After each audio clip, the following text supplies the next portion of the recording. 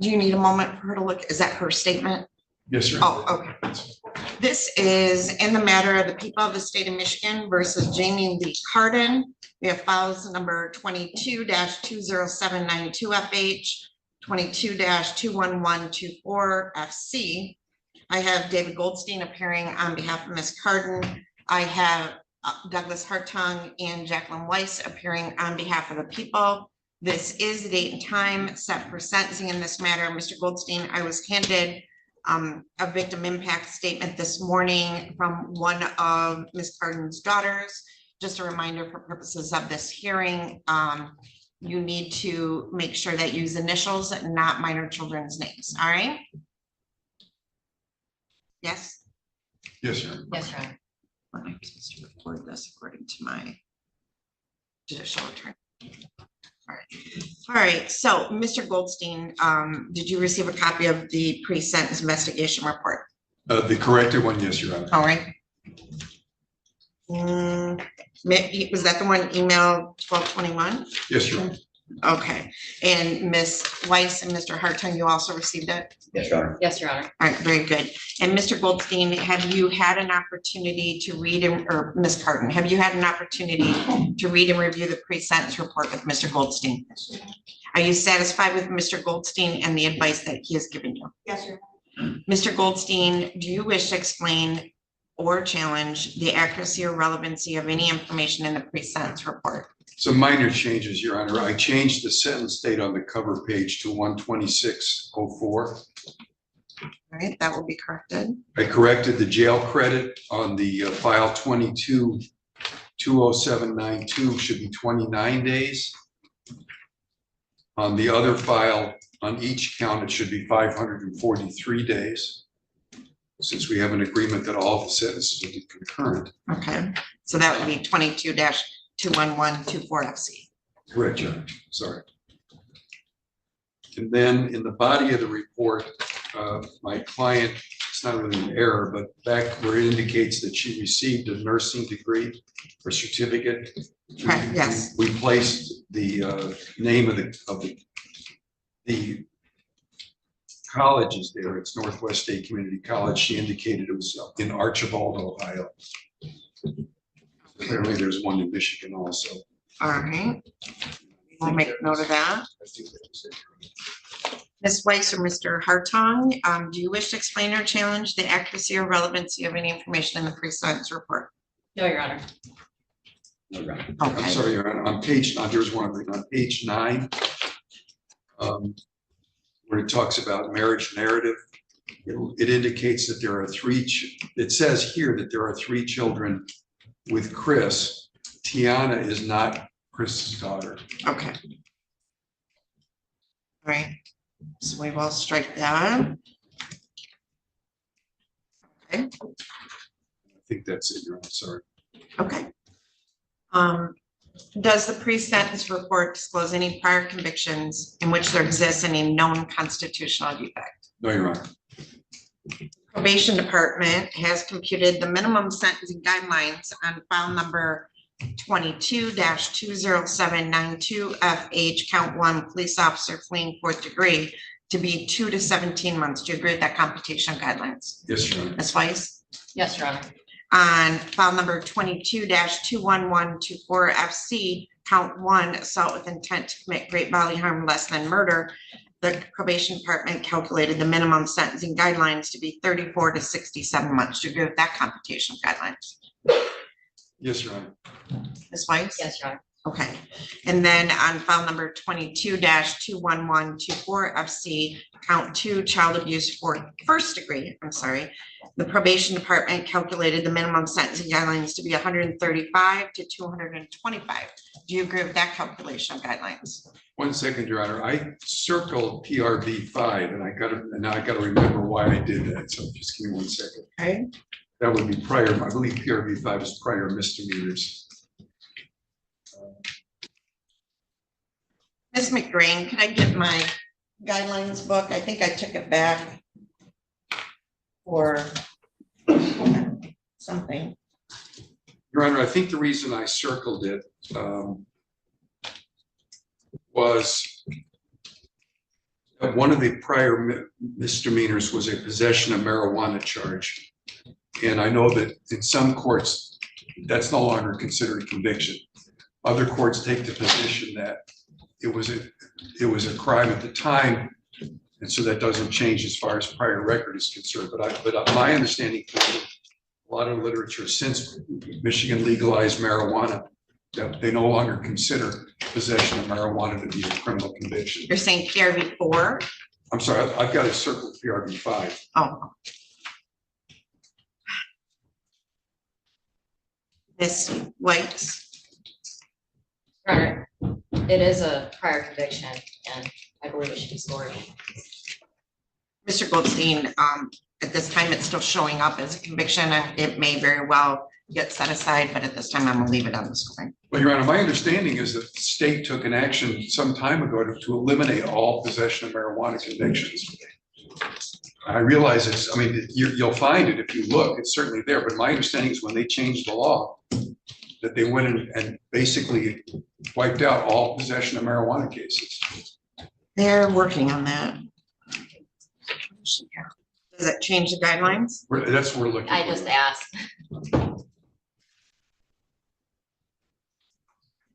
Nothing that, I mean, because Jennifer, you have your, So this is Class A. the grid. yeah, Yeah, I'm trying to find it. any- This is an A grid.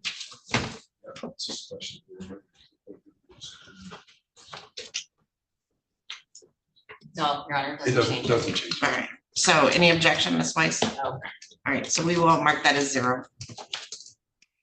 This. Takes it to 20. We'll change PRV 5 on child abuse first degree to 0. Wait, No, maybe, no. It does It change does. the guidelines. Okay. Makes it a C grid rather, I mean, it's D rather than the D category.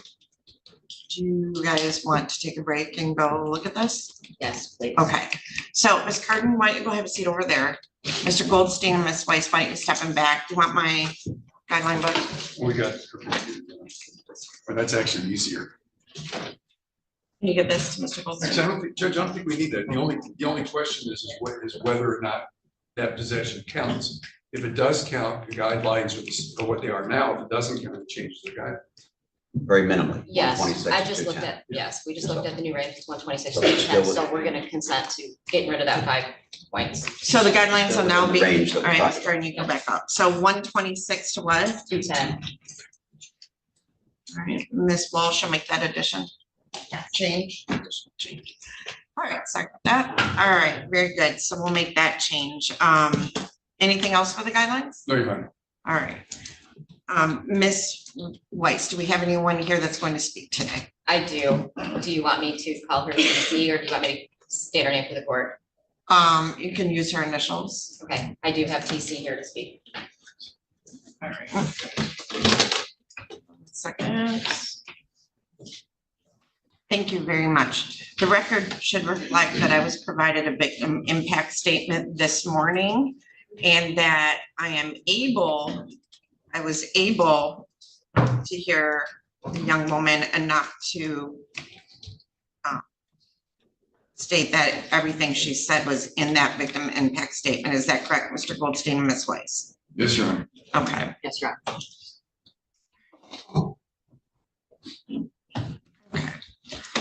All right. Anybody else? No other victims. All right.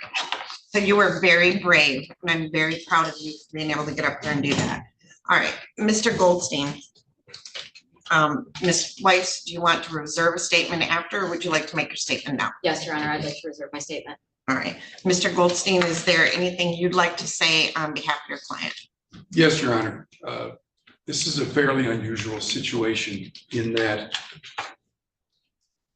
you cannot deny that certain things happened. There's no question that they did. But this is not the person, meaning Ms. Carden is not the person who did those things. That's not what she's accused of. She's not accused of doing things. She's accused of not doing things, which is not protecting her children. The context of this, Your Honor, is that my client is not an evil or a bad person. My client was gripped by an incredibly intense addiction to drugs. The pre-sentence report indicates not only the amount of drugs that she was doing, but the type. She was doing cocaine, she's doing morphine, she's doing heroin, she was doing alcohol on a daily basis. Some of them starting from when she was 13 years of age.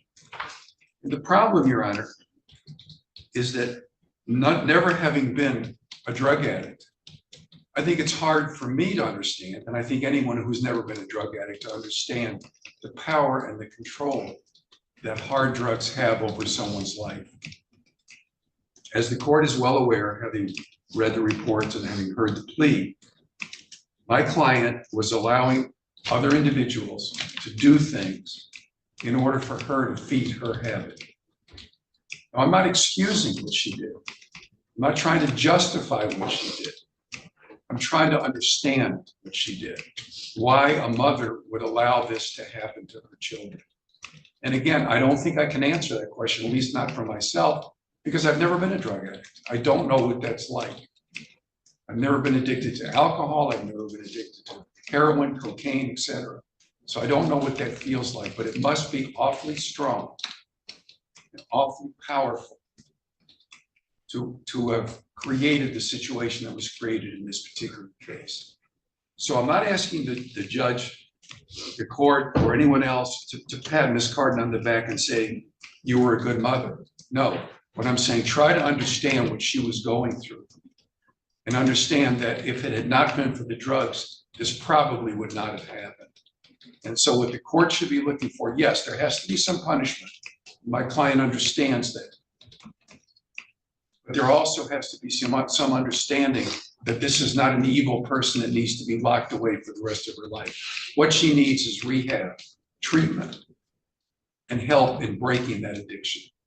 Now, certainly, having spent the last 540 some odd days in jail, she is probably drug-free right now. But we need to understand that there's an attraction out there that's going to grip her again once she gets out of prison, if we don't address that issue. So I'm asking the court to give her the lowest sentence the court feels is appropriate. Ms. Carden, is there anything you'd like to say on your own behalf?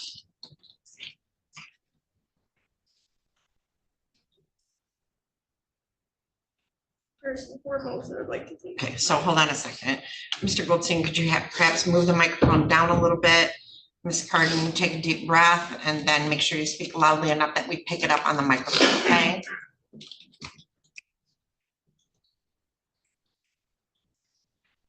First and foremost, I would like to take the time to apologize to my children, family, and court for all the pain and suffering I have caused, the time I have taken away from people, not only during my incarceration, but also prior to that because of my addiction. I like to throw myself at the mercy of the courts during my sentencing. Your Honor, as you see, I have a severe addiction problem. After 16 months of incarceration, I can finally admit I want and need help. I feel prison doesn't help people with addiction and mental health problems. I'm begging for a second chance at life. I'd like to do a long-term inpatient dual diagnosis treatment center. I realize my mental health is my #1 trigger. I know it's a lot of work and recovery, but with the right support, I know I can and will do it. I'm 37 with a college degree and have never been in trouble before this. I can promise I will never get in trouble again as I have learned my lesson. I've already lost everything due to my addiction and choices I've made, including my children, my family, my career.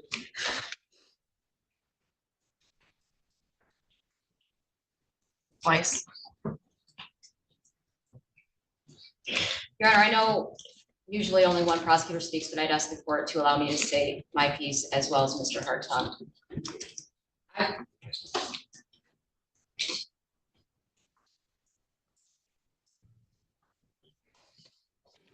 I would like to indicate for the court that we heard this morning that Ms. Carden was convicted based on her failures to act instead of an act itself. Jamie Carden was notified multiple times that Sam Compton and Ernie Black were sex offenders. It's not that she failed to protect them. She put them in situations to be around those sexual predators. She indicated she did that because she was getting money, vehicles, whatever she needed to feed her drug habit. That's not a failure to act. That's a willful act. Put your child in those situations.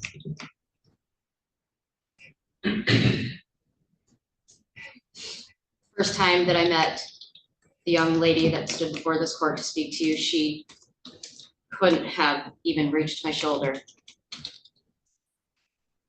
Over the years, I've watched her grow into a beautiful, strong young woman. And I've heard about the awful things that she's been through.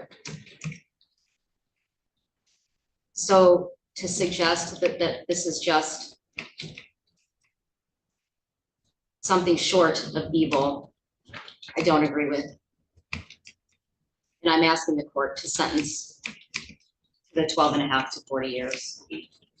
Mr. Hartog.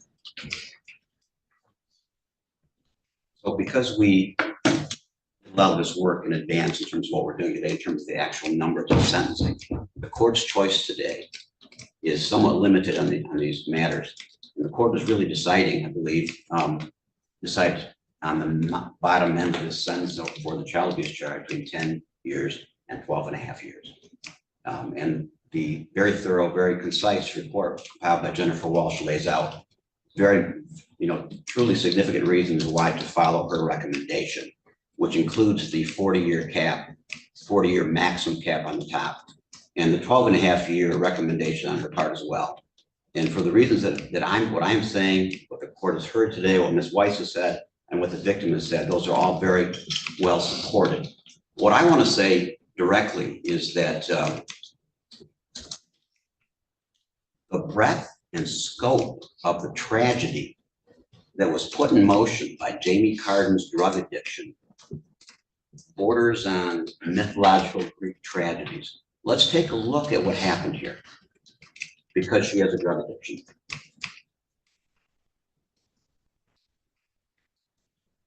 She basically sold her daughter for drugs. Her daughter was sexually assaulted because the defendant has a drug addiction. Because the defendant has a drug addiction, the victim's father, in cold blood, murdered 2 men and almost a third, and almost murdered the defendant. He testified as such at the preliminary examination that occurred in this case. I'm sorry, you can't talk right now, please. What Ms. Carden said was he tried to kill himself too. He was doing a murder-suicide is what he was doing. And that's all very accurate. The man that he didn't kill, hold on. The man that he didn't murder went to trial, Ernie Black. And the victim testified in that case. And the victim testified in the preliminary examination for that case. And she was strong, and she told the jury what happened. And Mr. Black was convicted of child abuse, criminal sexual conduct in the first degree. And because he had a prior criminal sexual conduct in the first degree or third degree, he is now imprisoned for the rest of his life without a chance for parole. This is the kind of victim that we have in this case. She is strong and she is courageous. And when it was time for Mr. Black to be sentenced,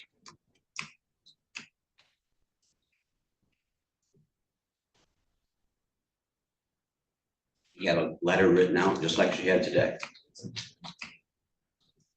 And again, she had some difficulty at first. And I remember in the hallway,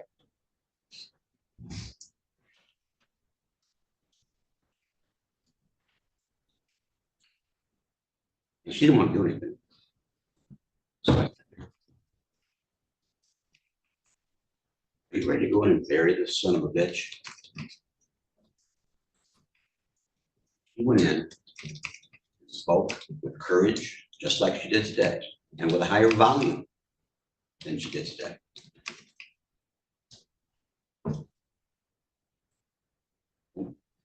This has gone on for a long while. Ms. Weiss is correct. It was first started out with Ms. Borders, myself, and Ms. Weiss. We have literally watched her grow up into a very brave young woman, all because of what happened. And I'm sure that's bittersweet from their perspective, probably sad from their perspective, because if she did not know Ms. Borders and Ms. Weiss and myself, she would not be here today, having had what happened. But she has emerged out of this much more than a survivor. She's a hero. Thank you. And I may make a few remarks after hearing this. Sure. As the court knows, I've known Mr. Hartung for many, many years. And I've always respected Mr. Hartung for, among a number of reasons, his professionalism. And that showed here today. Because when he addressed the court, he didn't say that all these terrible things happened because of my client. He said all of these terrible things happened because of her drug addiction, which is exactly the same thing that I said in this court when I addressed the court a few moments ago. Jamie Carden is not a bad person. Jamie Carden doesn't go out looking to do bad things, but Jamie Carden had a terrible drug addiction. And that's where if you want to talk about blame, at least 80% or more of the blame rests with that addiction and not with Jamie Carden. Now, he also went on, one thing that I do disagree with that he said to the court, he talked about Chris Carden. And he somehow seemed to feel that Chris Carden only did what he did because of my client. And that's not true. You want to talk about someone who made a conscious choice to do something. Chris Carden picked up a gun and killed people and tried to kill this person standing next to me. And she's not responsible for what Chris Carden did, nor is her drug addiction responsible for what Chris Carden did. One person in this world is responsible for what he did, and that's him. And the court can address him when the time, I assume, I don't know if you have it or Judge Olsaver does, but that will be addressed at the appropriate time. But this is the person, Jamie is the one being sentenced today, not Chris. In determining the appropriate sentence in this case, the court has considered the seriousness of the offense, your history, the principal proportionality, the statutory penalty, the cost of confinement, the sentencing guidelines, the report and recommendation of the probation department, as well as what has been said upon the record at this hearing. The criteria and reasons for the sentences are the nature and gravity of the offenses, the discipline appropriate to their commission, deterrence against repetition by you and by others, the potential for reformation, vindication for law, and the protection of society. It is the sentence of the court that on file number 22-20792FH, you will be sentenced to the Michigan Department of Corrections for a period of 1 year, 4 months to 2 years with credit for 29 days. And that is on the fleeing fourth degree charge. Let's see, you will pay a crime victim assessment fee in the amount of $130, DNA testing fee in the amount of $60, and a $68 state cost. On file number 22-21124FC, on count 1, assault with intent to do great bodily harm less than murder or by strangulation. It is the sentence of the court that you will serve 5 years to 10 years with credit for 543 days with the Michigan Department of Corrections. There is a crime victim assessment fee in the amount of $130 and $68 in state costs. On file number 22-21124FC, count 2, child abuse first degree. It is the sentence of the court that you will serve a period of 12.5 years to 40 years with the Michigan Department of Corrections with credit for 543 days already served. There is a crime victim assessment fee in the amount of $130. Ms. Walsh, do I assess the $60 DNA fee on each file or just one? I think it's just one, isn't it? Just one, okay. During the term of your incarceration and parole, you will obey and comply with all the provisions required and engage in substance abuse counseling as well as mental health counseling. Is there anything else, Mr. Hartman, Ms. Weiss, or Ms. Walsh? No, thank you. All right, so Ms. Carden, my bailiff is going to bring down to you two sets of your notice of right to appellate review. There's one set for each file. I need you to initial and date the top copy for our records to acknowledge that you received the paperwork. The other copies are for you. If you wish to appeal your sentence, you would fill out the information on the form and mail them to the address listed on the form within 42 days. Ms. Walsh, the victim impact statement that was read on the record today, I want attached to the PSI. Okay. And to the young lady who spoke today, you can't pick your parents when you're a child. You can't choose who your parents are. You can't choose most of the things that happen to you, but you can choose the future you will have. And you're sitting there with some wonderful people who will help you do that. I wish you the best of luck. Thank you. Record should reflect I received. Thank you, Your Honor. Record will reflect I received back a signed copy of the notice